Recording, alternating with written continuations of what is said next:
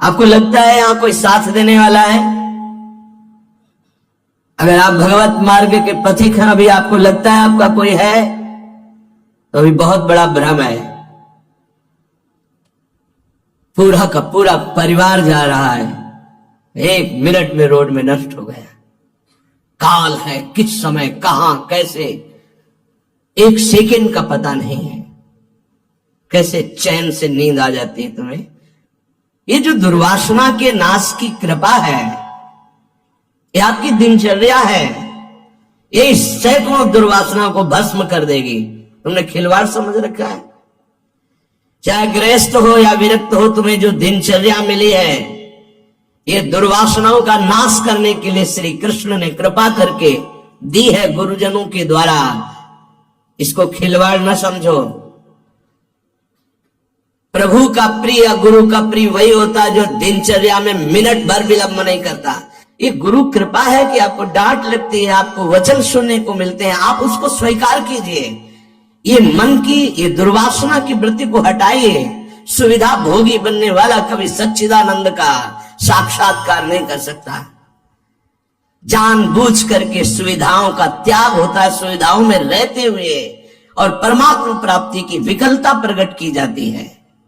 समझ में नहीं आ? राग द्वेष की वृत्तियां, शरीर विलासिता की वृत्तियां, खाने पीने की वृत्तियां, सुख भोगने की वृत्तियां कितने दिन चलेंगी? मरना है, मरोगे। इस शरीर नाशवान, आज नहीं तो कल मरोगे। प्रार्थना मान लीजिए। तपलोक और महालोक, जनलोक में सब सिद्ध जन निवास कर रहे हैं, जो सृष्टि में प्रकट होते हैं और सृष्टि के बाद लय होते हैं। उनको एक बात का दुख पाया गया संतों को, कि इस महान मानव देह में आकर के भी तुम भगवत प्राप्ति से वंचित हो। तुम्हें नींद कैसी ऐसी आ जाती है कि तुम्हारा भजन, तुम्हारी दिनचर्या, तुम्हारा साधन पथ रुक रहा है और तुम्हें चैन से सुना आ रहा है। तुम उपासक हो। ये जीवन हमारा प्रभु के लिए अगर नहीं समझ पा रहे हो तो आखिरी बात समझ लो, कोई समझाने वाला तुम्हें नहीं है, कोई समझाने वाला नहीं। सिर्फ तुम्हें बर्बाद करने वाला मिल सकता है, समझा कर उठाने वाला हरि या हरि का पार्षद मिल सकता है, और नहीं मिल सकता। तुमसे मित्रता करके तुम्हारी वासनाओं को बढ़ाकर तुम्हारे चित्त को विक्षेप में भर देना, ये संसार के हर व्यक्ति वस्तु स्थान का प्रभाव है। तुम, तुम्हार सेवक असुरारी, 2 ही केवल बचा सकते हैं, भगवान और भगवान के भक्त। उनकी हर चेष्टा तुम्हारे चित्त को भगवदाकार बनाने के लिए है। कृष्ण कृपा का सीधा फल है साधु संग। हरिराम व्यास जी, गोस्वामी तुलसीदास जी, बड़े बड़े महापुरुष कहते हैं कोई फर्क नहीं। कैसे मनुष्य शरीर को तुमने प्राप्त करके नाश करने की ठान ली है कि हम जो मन आएगा सो करेंगे। यहां बैठने मात्र से भगवत प्राप्ति है। क्यों? यहां खास बात, श्रीधाम वृंदावन यमुना का पावन पुलिन, और कोई मिनट ऐसा नहीं जहां यहां भगवत चर्चा ना हो रही हो, भगवत गुणगान ना हो रहा हो, भगवत नाम कीर्तन ना हो रहा हो। नाम कीर्तन चलता है, वाणी कीर्तन चलता है, गुण कीर्तन चलता है। दूसरी बात, हमारी दृष्टि रहती है, हमारी प्रियजू की दृष्टि रहती है कि ये जन विराजमान है। एक दिनचर्या है, एक समय है। मां कृष्ण सर्वतीदम सबलेन कृष्ण, हे कृष्ण मेरी इन दुर्वासनाओं को नष्ट कर दो। फिर प्रार्थना करता हूं सब उपासक उपासिकाओं से, गृहस्थ विरक्तों से, यदि आप हमारी श्री जी से जुड़े हैं तो आज्ञा पर ध्यान दीजिए। अगर आज्ञा पर ध्यान नहीं देते तो माया तुम पर ध्यान रख देगी, और उसके ध्यान रखने का मतलब है बैठे बैठे जलोगे, जैसे अंगार पर जला जाता है ऐसे जलोगे। दुर्वासना तुम्हें जला देगी, तुम्हें पता नहीं है। जब अपनी जीवनी शक्ति प्रभु की तरफ लगती है तो हरि गुरु को शीतलता प्राप्त होती है, वो प्रसन्न होते हैं। जब अपनापन करके तुम्हारी जीवनी शक्ति व्यर्थ नष्ट होती है तब जलन होती है उस अपनेपन के कारण कि तुम समझ नहीं पा रहे हो। ये आज का अभ्यास तुम्हारे लिए कल काल बन जाएगा, गलत अभ्यास तुम्हारे लिए कल ये प्रमाद बन जाए। प्रमाद ही मृत्यु है, शास्त्रों में वर्णन है। जो अप्रमादी है, प्रमाद रहित है, वही भगवत तत्व को जो भगवत तत्व को प्राप्त कर लेता वही निर्विकार स्थिति में परमानंद में डूबता है। माना हम लड़खड़ा रहे हैं लेकिन चल रहे हैं अपने रास्ते पे, रास्ता ही नहीं। उपासक को इस बात पर सदैव सावधान रहना पड़ेगा। अगर हम अपनी इच्छाओं का मर्दन नहीं कर सके, अपने गुरु की आज्ञा पर नहीं चल सके, अपने शास्त्र आज्ञा पर नहीं चल सके, तो मुझे लगता है कि आगे चल करके आपका जीवन बड़ा संकटपूर्ण रहेगा। संकटपूर्ण, ये विकार आपको रौंद देंगे। इसीलिए विचलित होते हैं कि आप लोग इतने बलवान बने कि आक्रमण कब हो जाए, कहां किस वासना का, आप उससे लड़ना जाने। आपके अंदर युक्तियां होनी चाहिए। आप हमारे भगवत पार्षद हैं, श्री जी के जन हैं, आपके अंदर युक्ति होनी चाहिए। गुरु की प्रकट उपस्थिति में युक्तियों की, कलाओं की आपके अंदर वृत्तियां जानी चाहिए कि कभी किसी विकार का आक्रमण हो तो कैसे बचा जाता है, कैसे हमारे को इस माया पर विजय प्राप्त करना है, कैसे विषम परिस्थितियों में अपने चित्त को डूबने ना पाए बचाया जाए, ये संतों से सीखा जाता है। कैसी पार्थिव दृष्टि है कि शरीर सुख के लिए सोना, जागना, खाना, पीना, बस यही हम सुख मानते हैं। नहीं भाई, ये सुख तो बहुत जन्म भोग लिए। इस जन्म में एक नियत समय रखिए, एक अल्पाहार की सीमा रखिए, एक भोजन का समय रखिए, एक अपनी दिनचर्या का समय होना चाहिए। ये नहीं आज मनाया 2 बजे पा लिया, फिर मनाया 5 बजे पा लिया, मनाया 3 बजे से 8 बजे रात्रि तक सो रहे, 8 बजे से 4 बजे तक जग रहे। ऐसी दिनचर्या नहीं होती, कभी ऐसी नहीं। दिन बाई चांस कभी कोई सेवा में समय लग गया हो, बात अलग है, ऐसी दिनचर्या नहीं होती। पक्का मानिए, आपका हित इसी में है कि जो दिनचर्या दी जाए उसका पालन कीजिए। हमारा सत्संग तभी लाभ देगा आपको, हमारा एकांतिक वचन तभी लाभ देगा आपको जब हमारी आप आज्ञा पर चलेंगे। जैसी दिनचर्या बना दी है, ये दिनचर्या जानते हो, बड़े बड़े सिद्ध महापुरुष इसी से हुए, दिनचर्या से।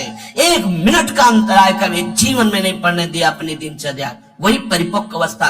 12 वर्ष एक दिनचर्या कर लीजिए, आप देखिए आपका क्या स्वभाव बनता है। हाँ, 20-20 वर्ष, 25-25 वर्ष व्यतीत हो जा रहे हैं, कोई दिव्यता नहीं आ रही। कारण क्या है? खो रहे हैं, जीवन को खो रहे हैं। बिल्कुल, कई बार हम चिल्ला चिल्ला कर कहते हैं कि आप समझिए, ये जो दिनचर्या है ये भगवान का स्वरूप है। जो गुरु प्रदत्त दिनचर्या है वही तुम्हें ब्रह्मबोध कराएगी, वही भगवत प्रेम कराएगी। नहीं, ये वासना बहुत बलवान है, पता नहीं चलता कि हम निर्वासनिक हो गए कि वासना युक्त है। एक योगी जी आए थे महान, वो अभी गए हैं तप के लिए, वो जहां बर्फ के भगवान का स्वरूप, हाँ अमरनाथ शायद ऐसे हो गए।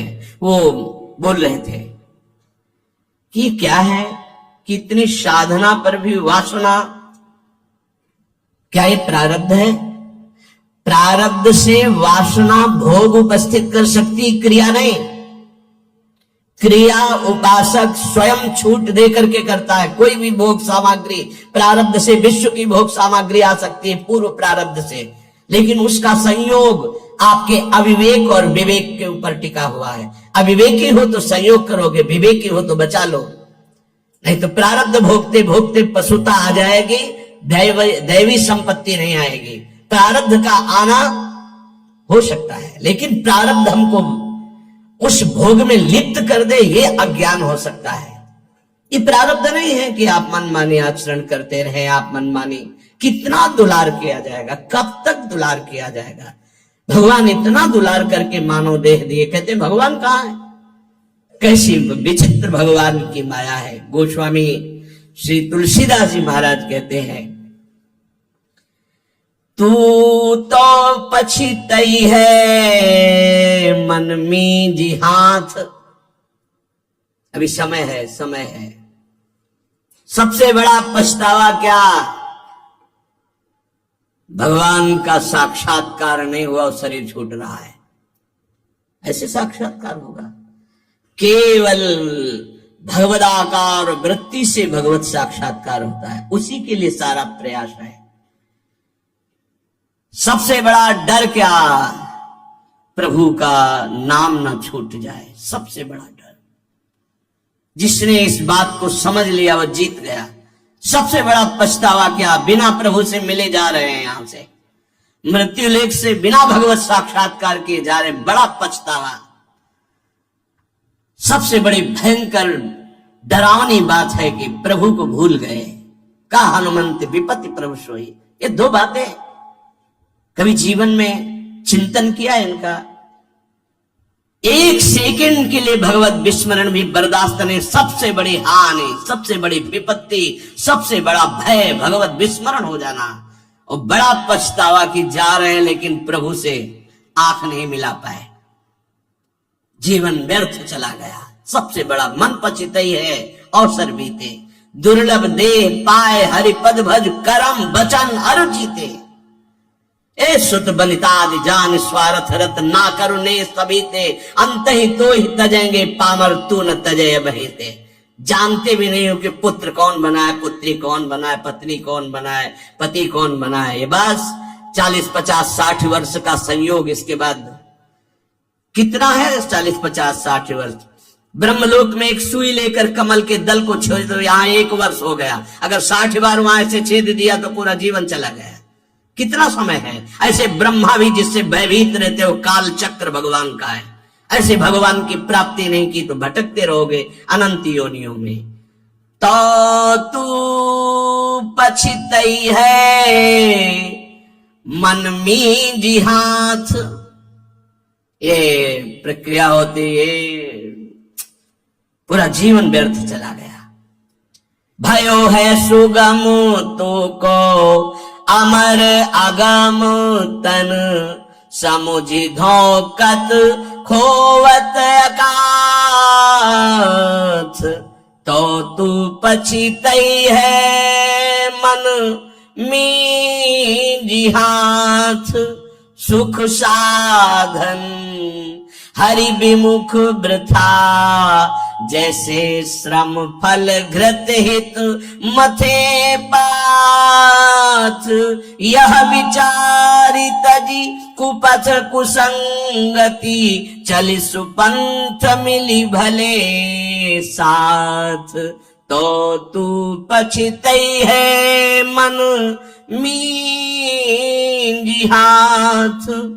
ऐ मन, तू पछताएगा बाद में, हाथ मसलेगा, तेरे कुछ कब्जे में नहीं आएगा, हाथ में नहीं आएगा। तुझे देवताओं को लिए भी दुर्लभ मानव देह मिली। भयो है सुगम तो को अमर अगम तन, अमर कहते देवताओं को। देवताओं से भी श्रेष्ठ तेरे को मानव देह मिली। समुझ धोकत खोवत अकाथ, और ये मानव देह मिली थी भगवत प्राप्ति के लिए। क्या समझ करके तूने भगवत विमुख जीवन व्यतीत करने का निश्चय कर लिया? क्या तुझे मिलेगा? कौन सा कार्य तेरा बन जाएगा? रोज आयु क्षीण हो रही है, लोग जन्मदिन मना रहे हैं, आज बर्थडे, तुम्हें पता नहीं 365 दिन मिट्टी में मिल गए। अगली श्वास है कि नहीं है कोई भरोसा नहीं। न नाम कीर्तन, न भजन, न भगवत चिंतन, और 1 वर्ष व्यतीत हो गए, न भगवत साक्षात्कार हुआ। तो हमें तो लगता है 1 वर्ष व्यतीत होने के बाद भगवान नाम कीर्तन करके, भगवत प्रार्थना करके रोना चाहिए कि नाथ 1 वर्ष गए, अगला वर्ष हमारा आपके दर्शन योग्य हो जाए, आपके चिंतन योग्य हो जाए। तू तनिक भी चिंता नहीं कर रहा, व्यर्थ क्यों अपने जीवन को बर्बाद कर रहा है? जहां नाम जप नहीं है, भगवत समर्पण कर्म नहीं है, आज्ञा का पालन नहीं है, तो खिलवाड़ आप अपने जीवन से स्वयं कर रहे हैं। सुख साधन ये बहुत बड़ा साप है। हमारी बात समझ में नहीं आएगी, लेकिन आपसे प्रार्थना करते हैं, जो साधक सुख सुविधा से भजन करना चाहता है वो भूल जाए कि वो भजन करेगा, भगवत प्राप्ति करेगा। दुख और असुविधा भगवत प्राप्ति के मार्ग पर ऊपर चढ़ाती है। सुख और सुविधाओं का भोक्ता कभी भजनानंदी नहीं हो सकता, कभी नहीं। हाँ, वृत्ति भगवदाकार हो गई, अगर उसे सिंहासन में बैठाला जा, महलों में रखा जा, कोई फर्क नहीं पड़ने वाला। महलों में रखो चाहे झोपड़ी में वास दो, एक स्थिति होती है। अगर भगवदाकार वृत्ति करनी है तो एक सीमा में अपने जीवन को बांध ले। इतना आहार, ऐसे शयन, ऐसे अपने जीवन को बांध। विश्व में किसी भोगों की कमी नहीं है। जब तक भगवदाकार वृत्ति न हो तब तक सुख सुविधाओं को नहीं। घूम शयन वलकल वसन, जैसे शास्त्रों में वर्णन आता है। तो चलो वलकल वसन की जगह कौपीनवंता खल भाग्यवंता, मार्किन की कौपीन, मार्किन नीचे वसंग ढकने के लिए, आहार के लिए अल्पाहार, रात दिन भजन, भूमि शयन, जमीन में आसन लगा, चटाई बिछी। 50 साधक ऐसे हैं, उनके कमरे में जाओ तो कुछ है ही नहीं, एक चटाई बिछी हुई बस, एक अचला लंगोटी टंगी बस, वो भी तो साधक है। आहार जो श्री जी के द्वारा प्रदान हुआ आकाश वृत्ति से आता है। आकाश वृत्ति परम पवित्र निर्मल, जैसे आकाश का जल निर्मल होता है, ऐसे आकाश वृत्ति जो आ गया उसी से भरण पोषण हो रहा। याचना नहीं, संकेत नहीं, जो प्रारब्धवशात श्री जी की कृपा से आ गया उसको अपने उदर में डाला। राधा राधा राधा, हमारा लक्ष्य है मरना, जीवित मर जाए उलट आप में समा, यह दिलगिरी है। ये झांसे में मत पड़ो माया के, ये खा लो, ये पी लो, ये सो लो, ऐसा गद्दा, ऐसी कंबल, ऐसा स्वेटर, ये सुख सुविधाएं अभी नहीं, फिर बाद में जोई जोई प्यारो करे सोई मोई भावे। अभी जो आज्ञा है उसके अनुसार चलेंगे। क्या नहीं देने की चेष्टा की राका बाका जी को ठाकुर जी ने? नहीं चाहिए, आपका दिया हुआ भी नहीं चाहिए, आप चाहिए, सिर्फ आप चाहिए। चलो हमारी वैसी स्थिति नहीं है तो जितने से हमारे प्राणों का पोषण होता, शरीर निर्वाह होता, बस। कह रहे सुख साधन हरि विमुख, दो भाव। यदि हरि से विमुख हो तो सुख साधन तुम्हें जलाएंगे, चिंता शोक भय प्रदान करेंगे। दूसरा भाव, ये सुख साधन तुम्हें हरि से विमुख कर देंगे। सुख साधन हरि विमुख, दो भाव है इसके। अगर हरि विमुख हो, सुख साधन है तो जलते रहोगे, चिंता भय शोक मृत्यु इससे बच नहीं पाओगे। और अगर सुख साधन के भोक्ता हो तो हरि विमुख हो जाओगे, भजन में रुचि नहीं रह जाएगी। ये जीवन जो मिला है सोने के लिए नहीं मिला है, प्रभु प्राप्ति के लिए मिला है। उचित निद्रा, उचित शयन। ये भेड़िए की तरह बच्चों को डराने वाले विकार होते हैं, भगवत मार्ग के पथिकों को नहीं। हाँ, हम स्वयं स्वीकार करते इसलिए घुटने टेक देते हैं। अगर स्वयं स्वीकार ना करें तो विश्व ब्रह्मांड में कोई विकार नहीं है कि तुम्हारे को गिरा सके। तुम हरि पार्षद हो, प्रियाजू के शरणागत हो। जब तुम स्वयं ललचा कर ये खिलौना चाहिए तो मेरी प्रियाजू कृपाल खेल ले जा। जब उब जाना तू बताना मेरे से। नहीं, भगवत पार्षद को कोई गिरा सके, सीम की चाप सके को तासु बड़ रखवार रमापति जासु। ऐसे खिलवाड़ समझते हो परमार्थ के पथिक हो करके? तुम्हें कोई गिरा सकता है? तुम गिरना चाहते हो इसलिए गिर सकते हो। अगर तुम गिरना ना चाहो तो कोई गिराने की सामर्थ्य नहीं रखता। साधन विषय सेवन जितना है, दोनों अलग अलग मार्ग है। विषय को साधन बना लो, साधन विषय ना बना लो, जीवन नष्ट हो जाएगा। नहीं समझ पा रहे, नहीं समझ पा रहे। गुरुजनों की रुचि देखी जाती है। क्या रुचि? मन मन की रुचि जाने नहीं विधि अनुसार है। अनुमति तो सब ले रहे हैं, आज्ञा का पालन कौन कर रहे हैं? आज्ञा एक बार होती है, ऐसे चलो। फिर वो कृपाल होते हैं, अनुमति दे देते हैं, चलो ऐसे चलो। क्या क्या तरीका क्या है? क्या आप अपने सुख सुविधा के द्वारा साधना के मार्ग पर चल सकते हो? खिलवाड़। आज्ञा पर जब चलना है तो परमार्थ का पथ प्रकाशित होना। इतना समझ लीजिए कि प्राण चाहे चले जाए, हम गुरु आज्ञा को उल्लंघन नहीं करेंगे। आप जीत गए। अगर आप ऐसा नहीं करेंगे तो आप परास्त हो जाएंगे। चाहे गृहस्थ मार्ग से परमार्थ में चले, चाहे विरक्त मार्ग से चले, दोनों के लिए वही भगवत प्राप्ति है, पर आज्ञा पालन। सुख साधन हरि विमुख, और हरि विमुख तो वृथा जैसे श्रम फल घृत हित मथे पाथ। पानी को चाहे जितना मथते रहो कभी घी नहीं निकलने वाला। ऐसे ही सुख सुविधा में जो भजन करते हैं उसमें घी नहीं निकलने वाला, प्रेम रूपी। पानी का मथना है। अगर सुख सुविधा से ही भगवत प्राप्ति होती तो रघुनाथ दास गोस्वामी के पिता और उनके भाई एक राजा महाराजा की तरह वैभव था। जब उनको स्कूल पढ़ने के लिए भेजा जाता था तो 4 साथ में अंग रक्षक और पालकी में बैठ के जाते थे पूज्य श्री रघुनाथ दास गोस्वामी जी। लेकिन जब महाप्रभु चैतन्य देव के नाम कीर्तन को सुना तो हृदय व्याकुल हो गया कि जीवन का लाभ तो यही है। महाप्रभु ने अनुमति नहीं दी, नहीं तुम अभी पिता के घर में रहो। तो कहा भाग, अब भागे जगन्नाथपुरी गए। महाप्रभु के समय भूख प्यास सब सहते हुए पिता को जब पता चला कि वो नहीं आएंगे तो वैभव भेजने लगे। रसोईया सब सेवक, कोई सेवा स्वीकार नहीं की और जगन्नाथ जी के गेट में खड़े होकर जो भिक्षुकों को मिलता वो पाते। ये हम प्रभु के लिए निकले हैं, प्रभु के लिए हम तड़पे, कभी रोए, कभी कुछ समझ में आवे कि भगवान के लिए, प्रियाजू के लिए आपके हृदय में कुछ है, तब तो। नहीं तो हृदय जलता है कि कुछ मतलब नहीं प्रियालाल से, उनकी चाह ही नहीं है तुम्हारे अंदर। तुम्हें है कि तुम भजन बढ़ जाए, प्रियाजू के लिए रोना बढ़ जाए, प्रभु के लिए प्राण समर्पित हो जाए। ए भाई, ये है जीवन का लाभ, ये है साधन सुख हरि विमुख वृथा जैसे श्रम फल घृत हित मथे पाथ। पानी मथरो जीवन भर तो एक बूंद घी नहीं निकलेगा। ऐसे सुख सुविधा का भोगी मानता है कि मैं साधन कर रहा हूं, जीवन में कभी प्रेम घृत या ब्रह्म बोध घी नहीं निकलने वाला। यह विचारी तज कुपथ कुसंगति चल सुपंथ मिली भले साथ।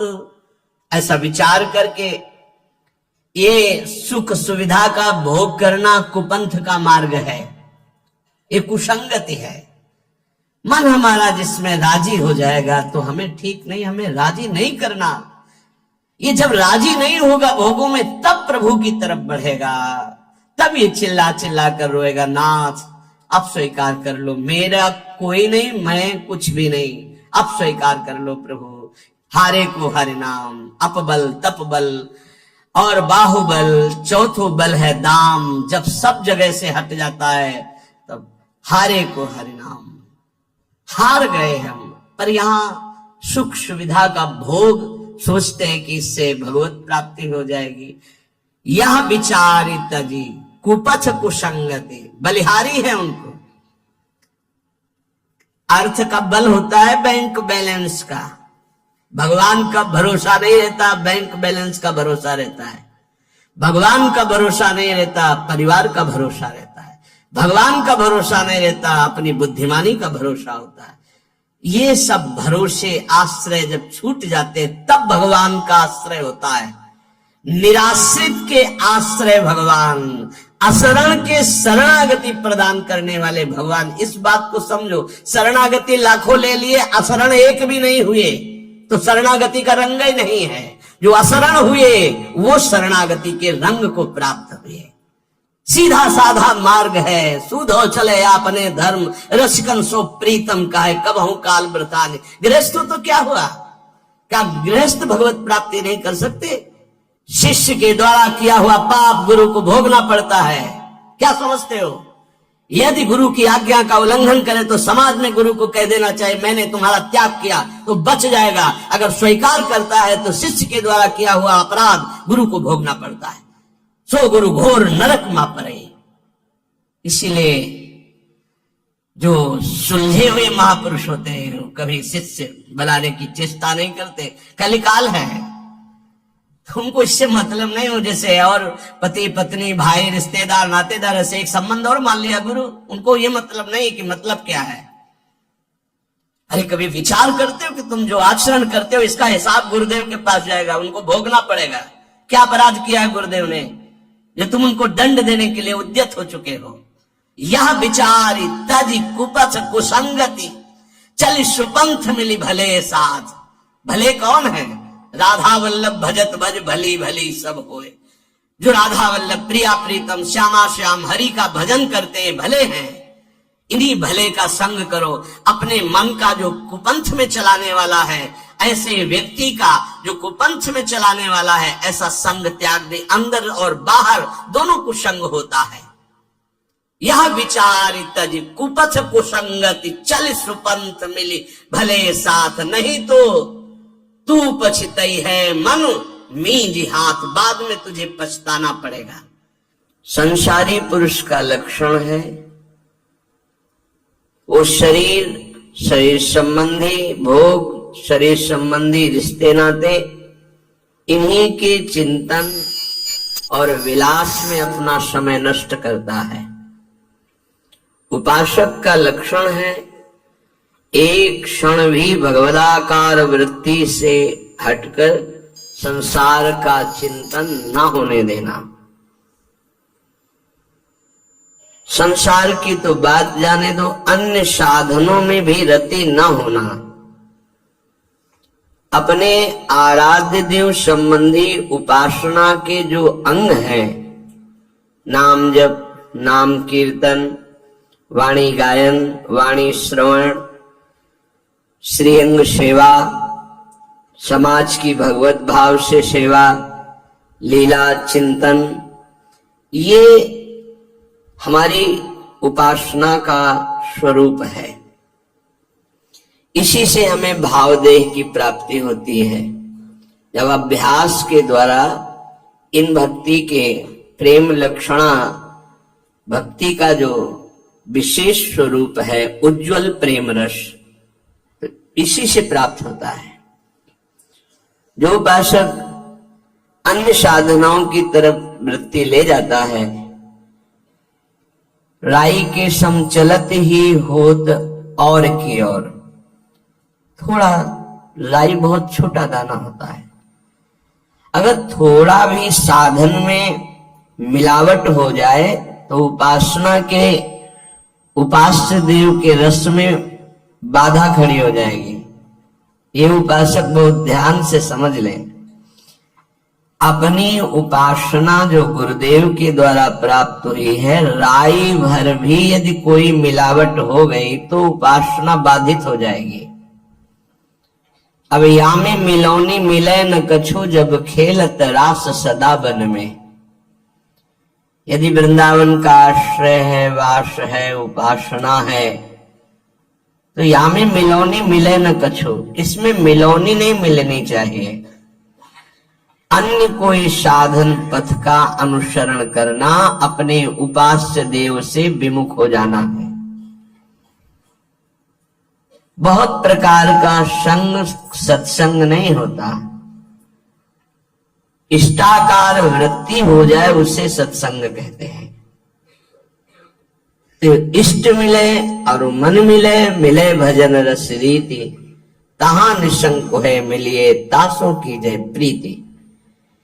यदि इष्ट नहीं मिल रहा और मन का तात्पर्य है यदि वो चरित्रहीन है, मनमानी आचरण करता है, तो इष्ट गुरु से विमुख है।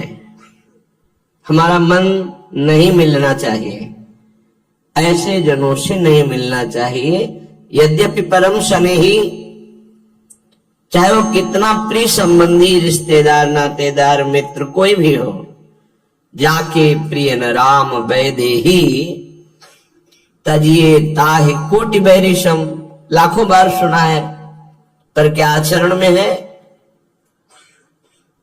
हमारे हृदय में ये बात बैठ जानी चाहिए कि जरा सा कुसंग हमारी उपासना के रंग में बाधा पहुंचा देगा। एक ड्रम दूध हो और एक खटाई की फांक छोड़ दो, सब फट जाएगा। उपासना दुग्ध जैसी निर्मल, पौष्टिक, स्वादिष्ट, पवित्र, स्वरूप बोध कराने वाली, जरा सा कुसंग हो जाए फट जाएगी, उपासना की वृत्ति हट जाएगी, जो भाव का स्वरूप बनना तो फट जाएगा। जैसे एक खटाई की फांक पड़ते ही एक ड्रम दूध पूरा फट जाएगा। ऐसे कपट व्यवहार करने वाले, ऐसे भगवद विमुख आचरण करने वाले कुसंगी जनों को मन कभी नहीं देना चाहिए। अगर हम मन देंगे तो हमारा मन उपासना से हट जाएगा। साधना की बड़ी सूक्ष्म वृत्ति होती है, कभी कभी मन प्रभु में नहीं लगता तो उपासक को उबने की जरूरत नहीं है, धैर्य की जरूरत है उस समय कि उसका मन किसी विषय में विषयाकार न होने लगे, किसी व्यक्ति के संग की लालसा हो जाए कि अब भजन में मन नहीं लगता, चलो उसके पास बैठते हैं, तो वो गुण दोष से युक्त अंतःकरण वाला गुण दोष का वर्णन करके हमारे हृदय में राग द्वेष की वृत्ति को पुष्ट करेगा। कोई रागात्मक बात करेगा या द्वेषात्मक बात करेगा। इसलिए गाहे न दूजी चाल, अगर हमारा भजन नहीं हो रहा तो हमको शांत गंभीर रहना है। कोई ऐसा कुसंग न हो जाए वृत्ति का, व्यक्ति का, कि ये भजन ना होने की वृत्ति लंबी खिंच जाए। अगर आप गंभीर रहे, धैर्यवान रहे तो भजन चल पड़ेगा। कभी थोड़ा भजन होता है, कभी बहुत भजन में मन लगता है, पर धैर्य नहीं छोड़ना चाहिए।